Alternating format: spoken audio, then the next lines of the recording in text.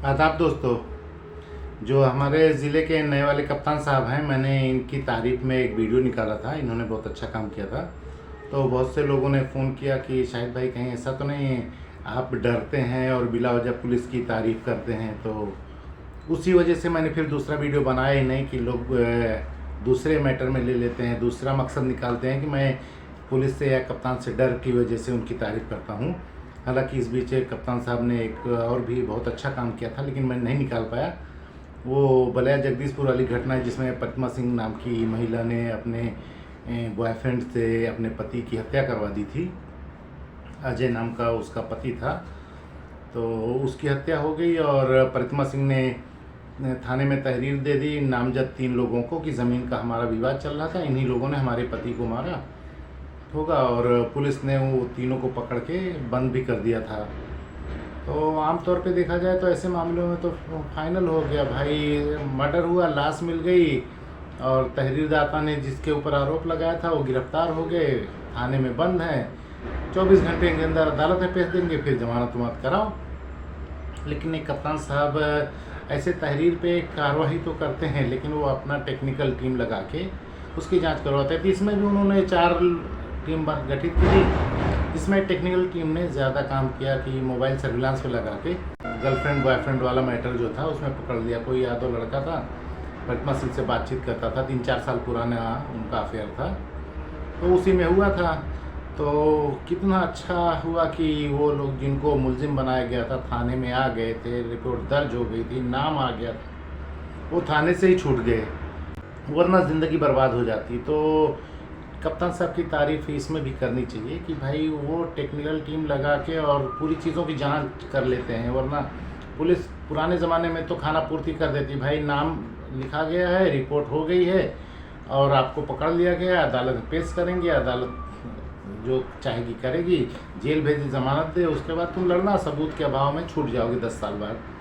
और अगर किसी का नाम FIR से कटवाना हो तो क्या क्या पापड़ बेलने पड़ते हैं, ये तो ज़िले के हर आदमी को पता होगा। बेगुनाह को नाम कटवाना हो तो भी क्या करना पड़ता था, गुनहगार की तो बात ही छोड़ो। कप्तान साहब की वजह से बेगुनाह अगर हैं तो टेक्निकल टीम से जांच करवा के वो नाम काट देते हैं और थाने से ही रिहा कर देते हैं वो।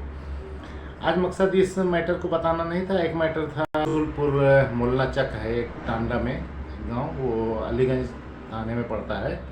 वहाँ के एक शिवनाथ दलित हैं, उनको मार दिया था 3 दिसंबर को। तो उनका हाथ टूट गया था, प्लास्टर उस्टर लगा और मेडिकल हुआ, उसमें हाथ की हड्डी टूटी हुई मिली, लेकिन पुलिस रिपोर्ट नहीं दर्ज कर रही थी। वो CO लगाते रहे, चक्कर नहीं हुआ। तो मेरा एक बार वीडियो देखे तो उन्होंने कहा कि कप्तान साहब कुछ नहीं सुनते, हम गए थे। तो मैंने कहा कि ये वाले कप्तान साहब के पास गए थे, तो उन्होंने बताया नहीं। तो हमने कहा चले जाइए। एक बार गए, बेचारे कप्तान साहब ने लिख दिया उस पर कार्रवाई के लिए, लेकिन वो फिर दौड़ते रहे, कोई कार्रवाई नहीं हुई।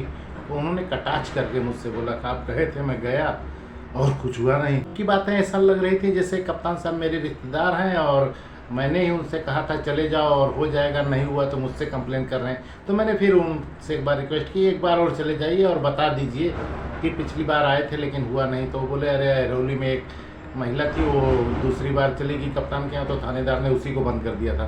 मैंने कहा आप जाओ, आप नहीं बंद होगे।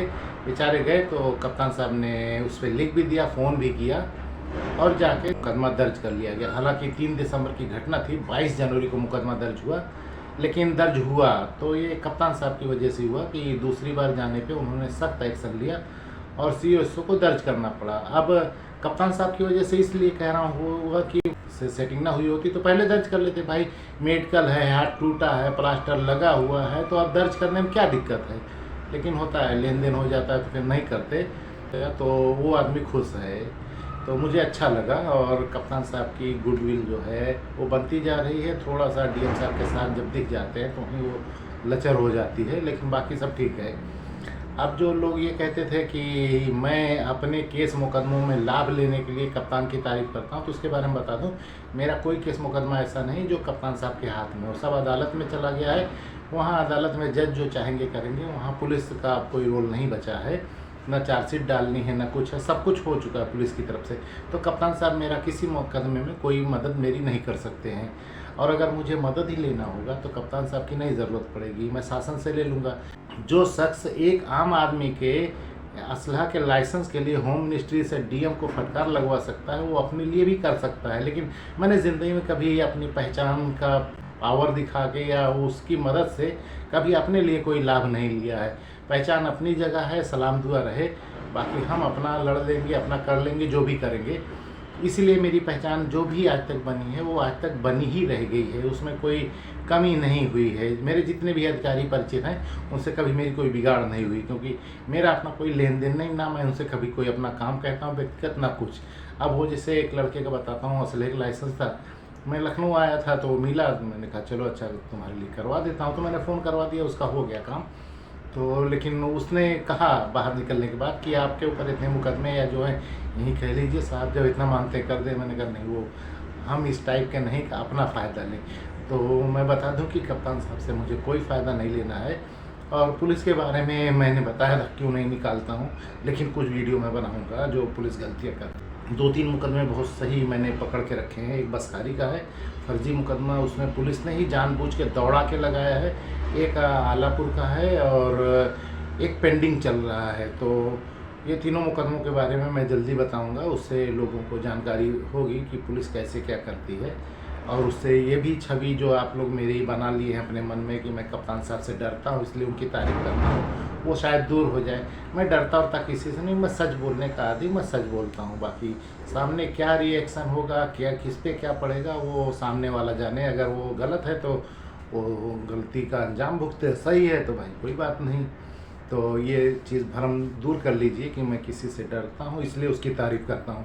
हालांकि मैंने जो भी तारीफ़ की है उसका आप खुद निरीक्षण कर लीजिए, वो काबिल तारीफ़ बात थी, उनका काम था काबिल तारीफ़ करने लायक, इसलिए किया गया है। अब डीएम साहब तो शायद कप्तान से बड़े होते हैं ना, आप लोग भी जानते होंगे। डीएम साहब का कोई काम ही मुझे नहीं तारीफ़ के काबिल लगता, इसलिए मैं उनकी आलोचना करते रहता हूँ।